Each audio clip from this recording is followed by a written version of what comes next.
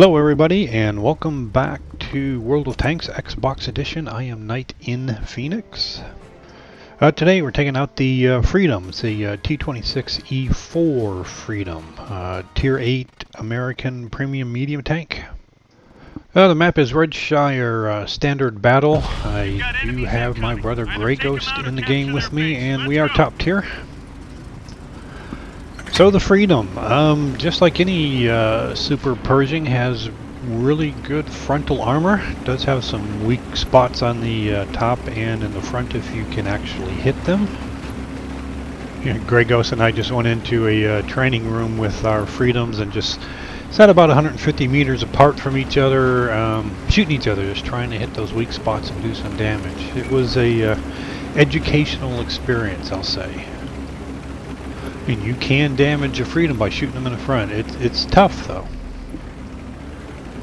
Biggest drawbacks on this tank, speed. It's slow. I think the game actually gives it a top rating of 40 kilometers an hour. Yeah, if you're going downhill on hard ground, you will see that. Turret rotation speed, it's slow. Penetration on the standard shells, 170. Nothing to write home about for a Tier 8 tank. Yet somehow it just seems to get the job done. So Grey Ghost and I were just playing these right now, just repetitively to get the Freedom Ace tank up. Since we did just buy these, we have 7 days to get 30,000 experience on them. First few games were extremely frustrating. I'm not a fan of the tank. As I played it more, getting used to it, and like I say, it does get the job done. It's a pretty decent tank. Alright, so we're over here on the eastern flank in Redshire. We did find a Freedom, and I believe it was a Tiger II down there. And as it is in pretty much any battle, the first tank you see, you auto-lock and fire and bounce. But I believe he bounced off of me as well, so. And it's obvious that some people have some really fantastic games in this tank. I have some what I consider pretty good games in this tank, and I've only managed a second-class mastery badge at this point. And honestly, I mean, most of the games that I've had that I consider are just okay games, I get no mastery badge at all. Alright, so since we do have a hold down Freedom over there, we're going to try and put our training room experience into practice here. I think it does pay off a little bit. Not so sure about this first shot. Shooting the mound in front of you, it does not really count as doing something for your team. But we have a reasonably quick reload, and we'll move back up here and see what we can't see. The very top, all we need to see is the very top of this Freedom. And there it is. Take the shot, and 227 damage. Now, doing any damage on the front of that Tiger II that is down there with the 170 millimeters of pen, it's going to be another story. And we do have some premium ammo. It's APCR, and I believe the penetration goes up to 250. You know, this is always an interesting area of the map for me. The enemy stays on their side, kind of hold down. We stay on our side, kind of hold down, and hope somebody makes a mistake. Somebody will pop up. Maybe we'll take a shot and bounce something. It usually ends up where hopefully we have superior numbers, and one of us will just start to bum rush and everybody else will follow. If they don't follow, you die. If they do follow, you have a chance of pushing through. So that's kind of what we're doing here. I think we have superior numbers here. It's hard to say. Not everybody's detected. I've seen, okay, there's Artie. I've seen some shots coming from the left, even though I don't see anybody on the map. So they're probably sitting up on that hill, just not spotted. But at this point, I think we're going to go on the assumption we have a Freedom and a Tiger II. We have, we're going to call it superior firepower here. I'm pretty sure the Tiger II is faster, more maneuverable than a Freedom is. Alright, and there was a little bit of an angle, but not a lot. 170 millimeters of pen is just not going to and the lower plate of that Tiger II. So I did switch to premium ammo and we went through with no problem. So at this point we can see, or we will see here shortly, that Grey Ghost is the one who actually made the push. You see that Tiger II is actually able to turn his turret fast enough to keep his gun on Grey Ghost, but at the same time Grey Ghost is allowing us to shoot this guy in weak spots now. And I honestly don't know at this point, shooting him in the side, shooting him in the side of the turret, can I penetrate with 170? I'm not going to find out at this point. I continue to use the premium rounds until he's taken out. And I have to say, it does surprise me a bit that Grey Ghost managed to get all the way around that Tiger II and survive.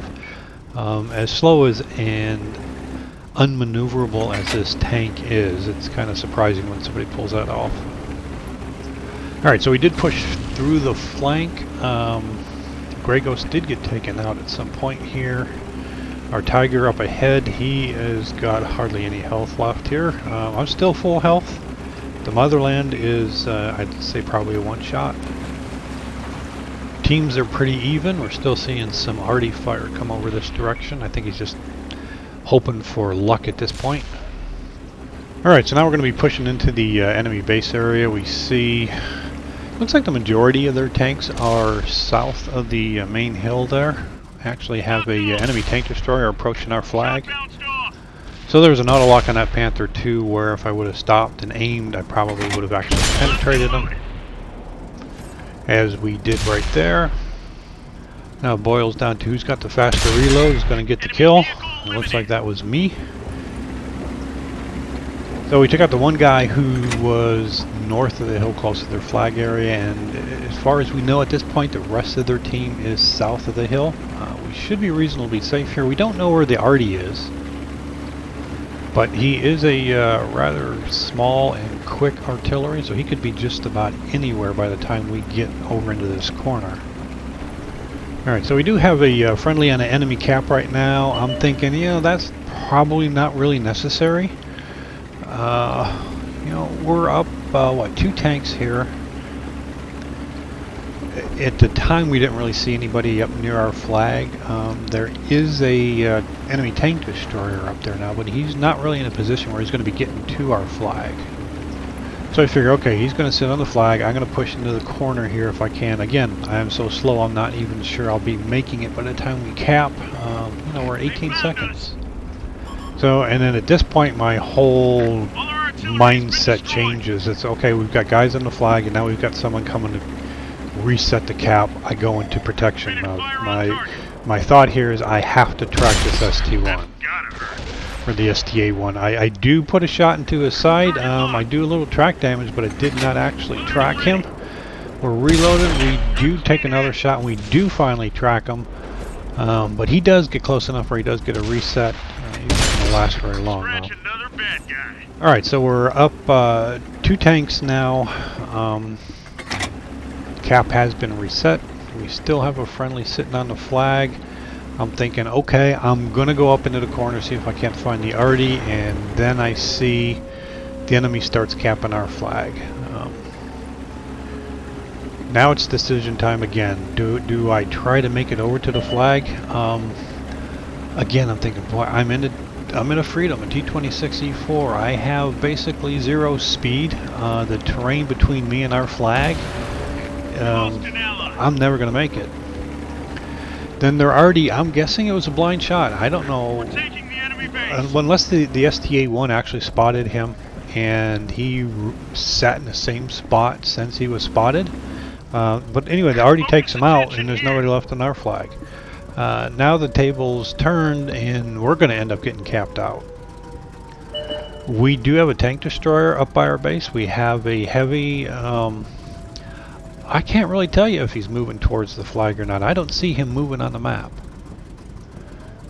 But there's like a 13-second discrepancy right now, so they will win by cap if we do not get a reset here.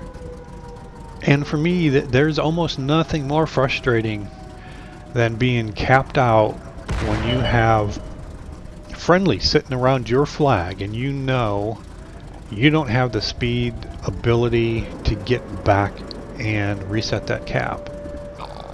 However, one of our teammates does actually hit him, reset the cap, and again, so I'm thinking again, alright, 3 against 2, one of them's an artillery. We certainly should have an advantage here, but as long as that enemy remains on our cap, I am not leaving our cap. Again, I do not have the speed to get back in time, and our heavy, who is sitting in G7, is still sitting there. He has not moved towards the flag at all. And I don't know what the tank destroyer is who's sitting up on the top of the hill. He's the one, obviously, who reset the cap. At least I assume it is. So we're going to win here by cap. And here comes the Artie making a last-ditch effort to reset.